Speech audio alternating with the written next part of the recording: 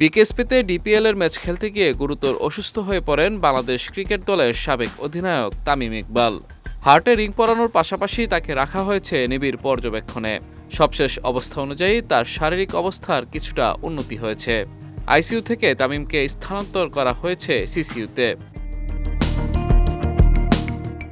এর আগে ডিপিএলে আজ শাইনপুকুরের বিপক্ষে ম্যাচ ছিল তামিমের দল মোহামেডানের। অধিনায়ক হিসেবে টসেও অংশ নেন তিনি। টস করে ম্যাচ শুরু করলেও অসুস্থতা অনুভব করায় মাঠ ছেড়ে বেরিয়ে যান তামিম। এ সময় বিকেএসপিতে প্রাথমিক চিকিৎসা দেওয়া হলেও অবস্থার উন্নতি না হওয়ায় দ্রুত হাসপাতালে নেওয়া হয় তামিমকে। এরপর ঢাকা থেকে তাকে আনতে হেলিকপ্টার পাঠানো হয়, কিন্তু অবস্থা গুরুতর হওয়ায় তাকে বিকেএসপির পাশে শেখ ফজিলাতুন্নেসা হাসপাতালে নেওয়া হয়। চিকিৎসকরা জানান হার্ট অ্যাটাক করেছেন তামিম।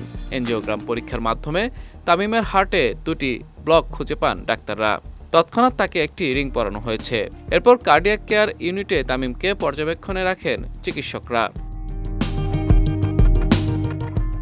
এদিকে জাতীয় ক্রিকেট দলের সাবেক অধিনায়ক তামিম ইকবালের স্বাস্থ্যের খোঁজ নিয়েছেন প্রধান উপদেষ্টা ডক্টর মোহাম্মদ ইউনূস।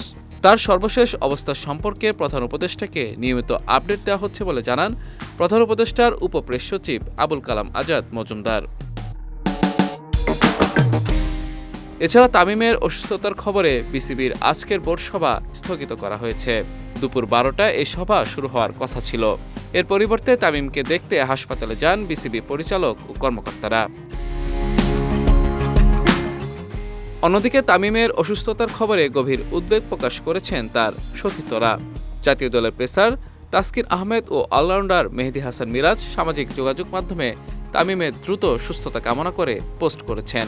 তাসকিন লিখেছেন, তামিম ভাই গুরুতর অসুস্থ, সবাই দোয়া করবেন আল্লাহ যেন তাকে দ্রুত সুস্থ করে দেন।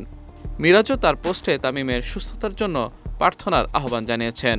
দ্রুত সুস্থ হয়ে আবারও মাঠে ফিরবেন টাইগারদের সাবেক এই ওপেনার, এমনটাই প্রত্যাশা তার ভক্তদেরও।